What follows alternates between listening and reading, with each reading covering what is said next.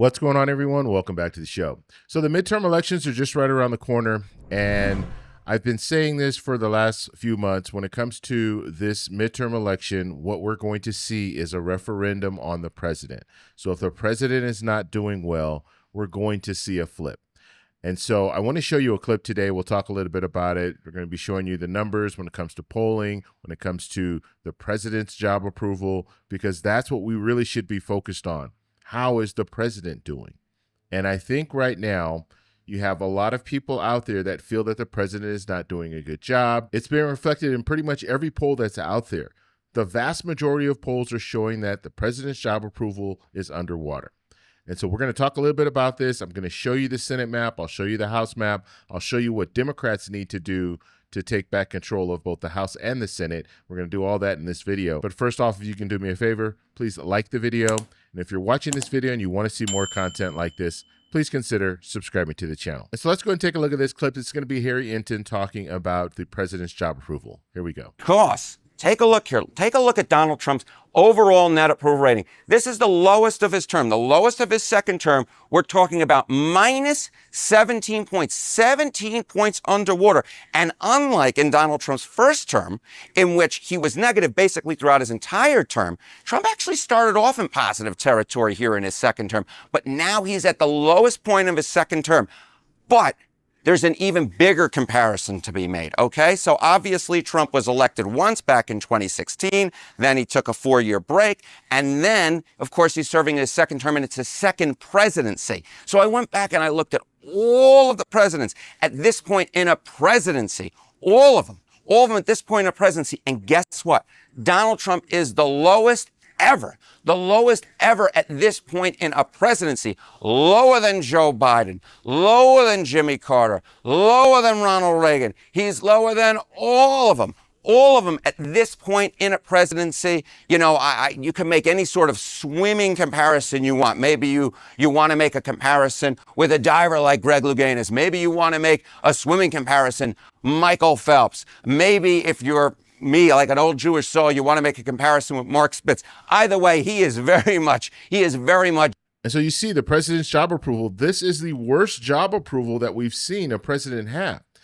And so what does that mean for the midterm election? We don't know at this point because we haven't reached this point before, but I can tell you it's not going to be good news for Republicans, because if this is going to be a referendum on the president, and the president's overall approval is the worst that we've ever seen, what does that mean for the House? What does that mean for the Senate when it comes to Republicans? And so let's quickly take a look at the House and the Senate. So when it comes to the House, Democrats are going to need to net 3 seats in order to take back control of the House. They only need to net 3 seats. And so we can go back into history. We go back to 2018. President Trump was the president, and this was a midterm election. And what did we see? We saw Democrats take 41 seats. And the president's job approval back then was better than it is now. And so if Democrats were able to net 41 seats back then, they only need to net 3 seats. It's very likely that Democrats will take back control of the House just by how big. How many seats are Democrats going to be able to win in this midterm election? So that's the House. The House is likely Democrats will win the House. When it comes to the Senate, it's going to be a little bit harder for Democrats to take back control of the Senate. But now, more than ever, we're seeing Democrats have a pathway to take back control of the Senate. And that pathway is going to look something like this. Right now, Democrats and independents are at 47. Republicans are at 53. Democrats need to net 4 seats. And so what Democrats are going to need to do is they're going to need to win in states like North Carolina. They're going to need to win in Maine. They're going to need to win in Alaska. If they can win those 3 seats, that brings Democrats to 50, Democrats and independents at 50, and Republicans at 50. Now the tiebreaker goes to the vice president. The vice president's a Republican, so Republicans would still maintain control of the Senate in a situation like this, but Democrats would need to win 1 more seat, and they would be able to take back control of the Senate. And that could look something like this. You have Texas, you have Ohio, you have Iowa. These 3 states, Democrats only need to win 1 of those states. Now in Texas, Tallarico's doing well in the polling against Cornyn and Paxton.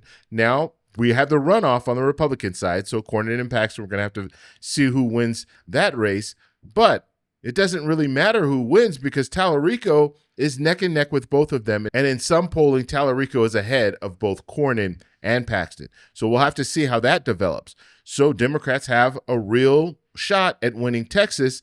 They also have a shot at winning Ohio because Ohio, you have Sherrod Brown running. Sherrod Brown did lose in 2024, but that could have been because President Trump won and you had some senators that were riding President Trump's coattail. So we'll have to see what happens in this midterm election. Now you have some people that they might have voted for Trump back then, but now they're regretting their vote, or now they might not even show up to vote at all. And so that could hurt Husted, who is the Republican senator in Ohio. So Sherrod Brown has a shot to win. Looking at the polling right now, they're pretty much neck and neck. You have some polls showing Sherrod Brown ahead. You have some polls showing Husted ahead. And remember, Husted was appointed, so he has not run for Senate before. This is his first time, and so this is going to be all new for him. Where Sherrod Brown has run successful campaigns before, we'll just have to see if he's able to do that again in 2026. Now let's talk a little bit about Iowa. This is an open seat, so we don't know how that's going to play out. Once we get the candidates, then we'll know where it's going. We'll see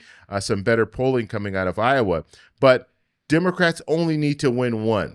I think right now, just looking at both Texas and Ohio, I think Ohio is Democrats' best chance because you have Sherrod Brown. He does have some history. He has won before. And so let's say Sherrod Brown wins in Ohio. Now you have Democrats at 51, Republicans at 49. Democrats take back control of the Senate. And I know I do have some people that are saying, what about Fetterman? What about Fetterman? He votes with the Republicans. Now, basically, you have to look at it a few different ways. If Fetterman remains a Democrat, or even if Fetterman decides he wants to be an independent but caucus with the Democrats, Democrats would still have control of the Senate.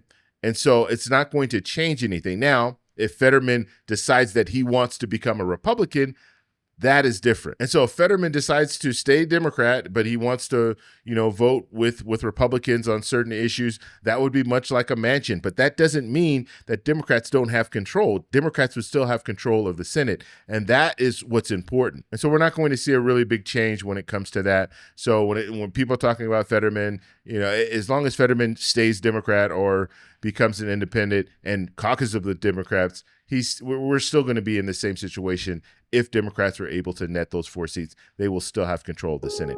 I want to know what you guys think about all this, so let me know in the comments below. If you like this video, please give me a thumbs up. Please subscribe for more.